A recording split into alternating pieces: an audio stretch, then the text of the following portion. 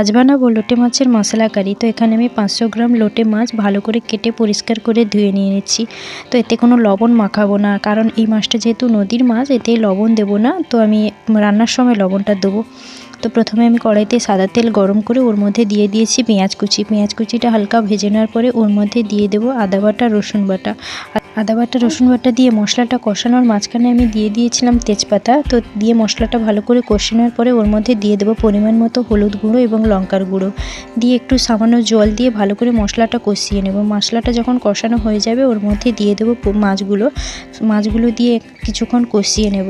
মাছগুলো দিয়ে হালকা কষানোর পরে ওর মধ্যে দিয়ে দেবো পরিমাণ মতো লবণ। আর লবণটা আমি একেবারে অল্প দেবো, কারণ এতে এই মাছটাতে বেশি লবণ লাগে না, সামান্য দিলেই হয়ে যাবে। তো লবণ দিয়ে আমি মাছটাকে ভালোভাবে আরও কিছুক্ষণ কষিয়ে নেব।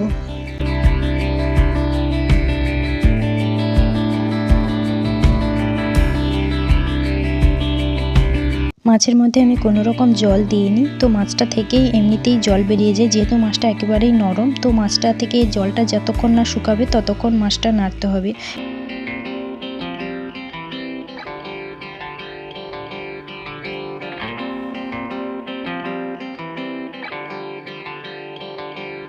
এই মাছটা এতটাই নরম যে গোটা থাকে না, একদম পুরো ভেঙে গিয়ে মশলার সঙ্গে মেখে যায়। অল্প আঁচে একটু সময় দিয়ে রান্না করতে হবে।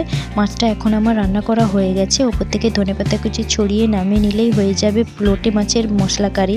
তো রেসিপিটি ভালো লাগলে কমেন্ট করে জানাও। ধন্যবাদ বন্ধুরা।